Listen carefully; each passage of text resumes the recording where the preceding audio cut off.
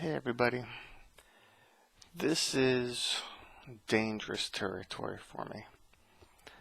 I just watched a vid from a fellow whisperer. I'm not going to name names, but in this vid, the person was just talking talking about life and talking about some issues.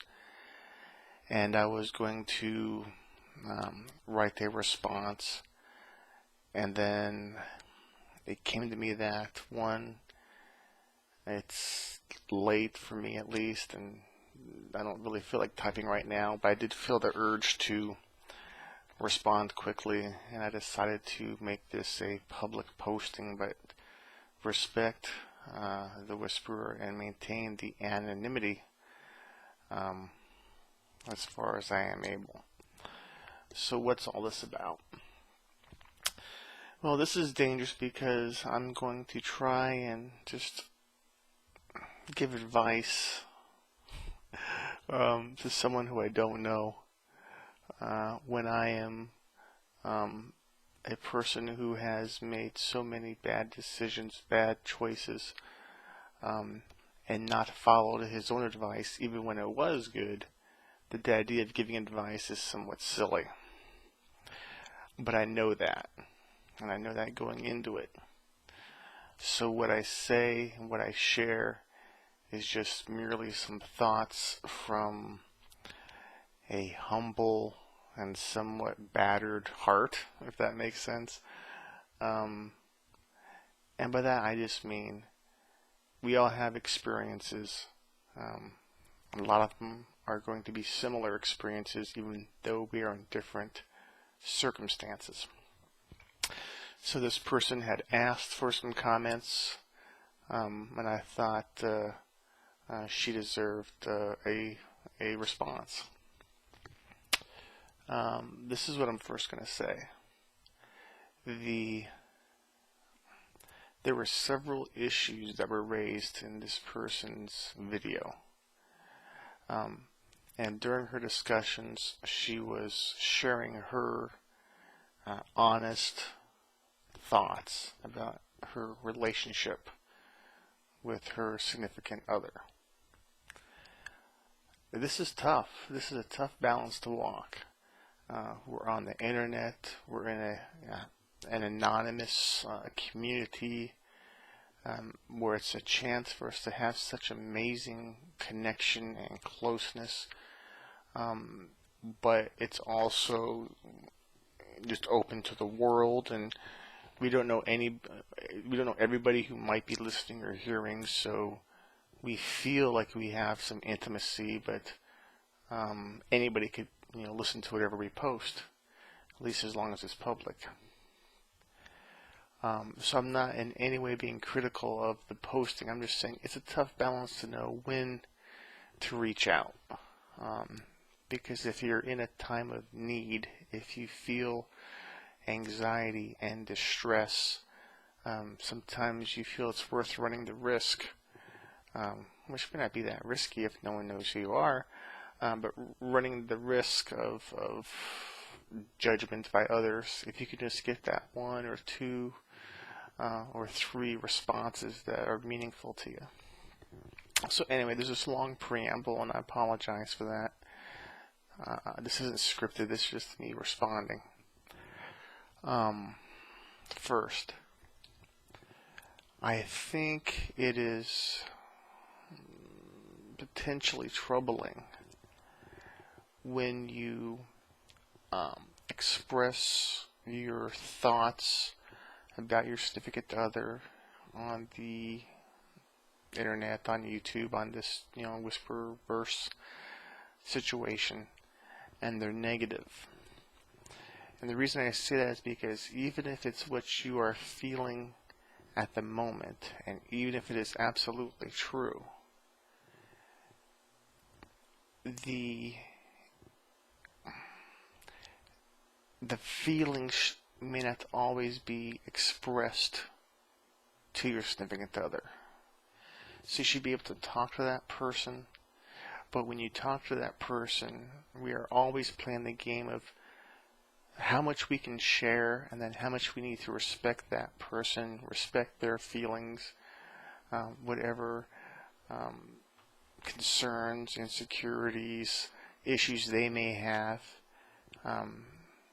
We adjust how we talk to them, and it's not being fake, it's not being less real, it's being loving, it's being respectful, it's being part of a family. But when you put it out in the open and raw on the internet, and if your man hears that, then he's not getting that filter which you would probably give him if it was face to face. So I just think that might cause an issue, because you said some things which may be your feelings about he may or may not be jealous of your job. But that word jealous, man, that is a loaded word. That is a word that you may feel someone has that emotion, but when you tell someone that, they're never going to have a positive reaction, because no one ever really wants to admit that they're jealous, even if they are. And they're immediately going to get defensive, even if they are.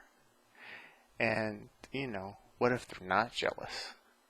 What if they're tired? What if they're frustrated? What if they feel there's some sort of inequity that, what they're feeling is not necessarily jealousy, but frustration that maybe their job feels harder or more hours, and they're not appreciating the time you're doing. But when you use that word becomes the conversation. That word becomes what everything's all about. So I'm just saying, words matter. Is there advice in that? Is there a point in that other than to consider what you tell the rest of us, and consider what words you use when you speak to your man, to try not to use loaded words, because even if that's what you feel, there may be other ways of expressing a feeling that use different language that would better facilitate productive, loving conversation. Again, this is just me. I'm a guy. Like I said, I started off. I've messed up. I've made mistakes. I've made bad choices. I've made bad decisions. I'm only talking from my experience, so there's no judgment here. Just you asked for sharing, and so here's someone sharing. I liked that you were recognizing the value and recognizing the worth of your man's contribution. And being a man, that's what I'm going to focus on. I can't speak for all men, but it's my belief, and I could be wrong, but it's my belief that all men's egos are somewhat fragile. It doesn't mean they're not strong or hard or tough, or they don't handle their business in many different ways. But I think that there's so much that a man puts into how he views himself and how he presents himself to the world and how the world views him. That when you have a relationship with a woman can cut you down with a word. A woman can cut you down with a look, with a sigh, with a roll of the eyes. And a guy could curse me out, call me every name in the book, and I don't give a damn. If my woman gives me a look or seems dismissive towards me, that hurts. And when I hurt, I get pissed. Now, I don't know if that's what's happening with you and your man. I don't know, the facts. All I can say is, without trying to baby your partner, is just trying to recognize that tone, words, they matter. And, when I talk to, and I say my woman like I'm a caveman, but, when I talk to my significant other, when I have one, I make mistakes and I slip up, but I always try when I'm conscious and when I slow down, I always try to keep in mind that the tone of what I say is almost as important as the actual content of what I say. If I seem overbearing, if I seem like I'm acting superior or condescending, even if the words are fantastic, the tone will kill it. So I'm focusing a lot here on your words, and I'm focusing a lot here on your tone, just because if you are communicating to your man in the same language, and you're probably not, but if you are, in the way that you talked in the video, while it may be real and accurate, I just think a man's DNA is going to buck up against that. I think he's going to rebel. Again, it's not about blame. I think it's just my way of trying to say, let's all get along and always be as much as possible aware and conscious of what we say and how we say it.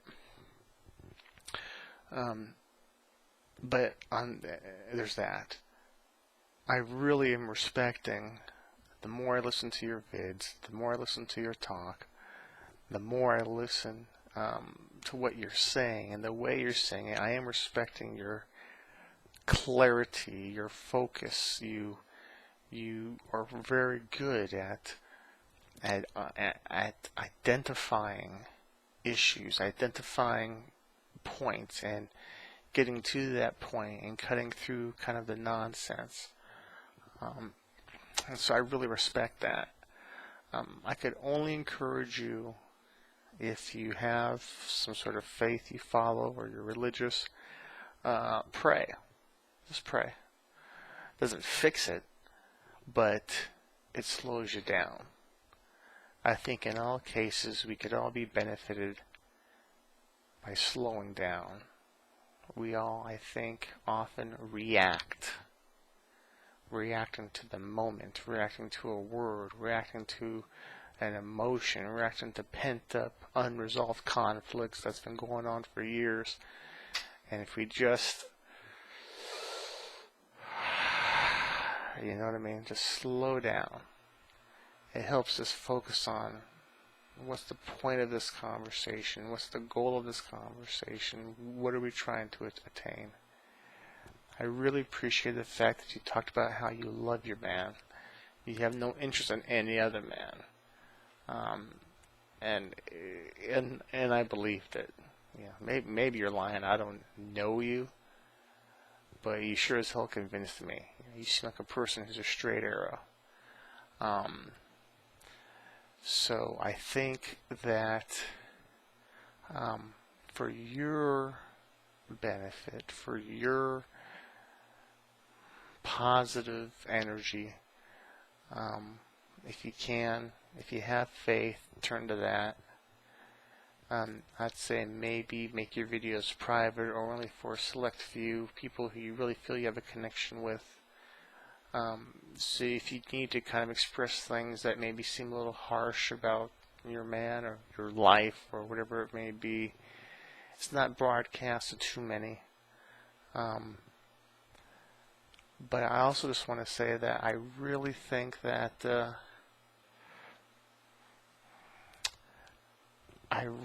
without knowing all the details, if you tell me, if you tell yourself, and if you tell your man that you love him and you want to be with him,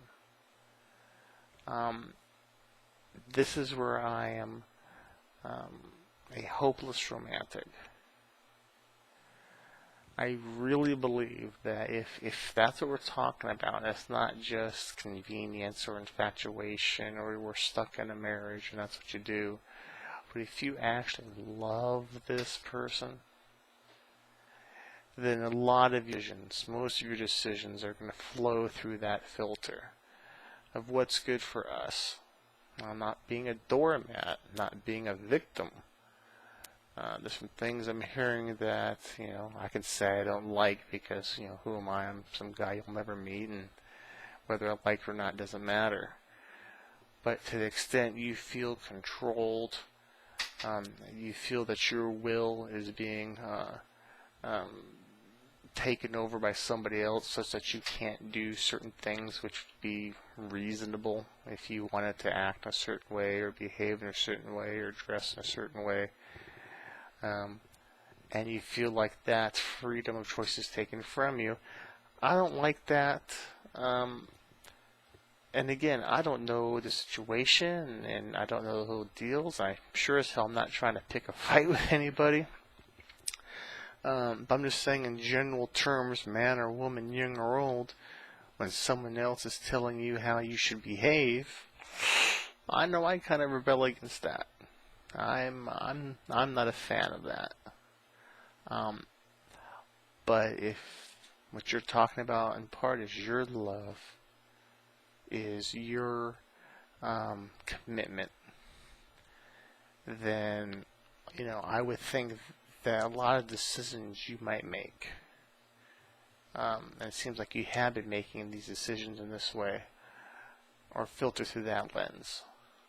What is supportive of the relationship and what's loving?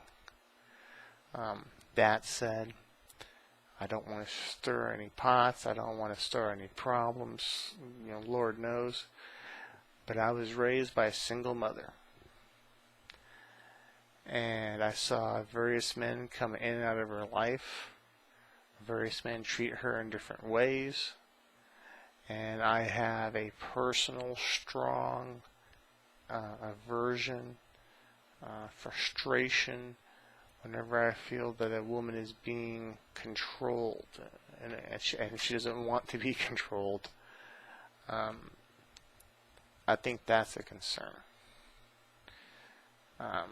So have I answered any questions? Have I given you any help?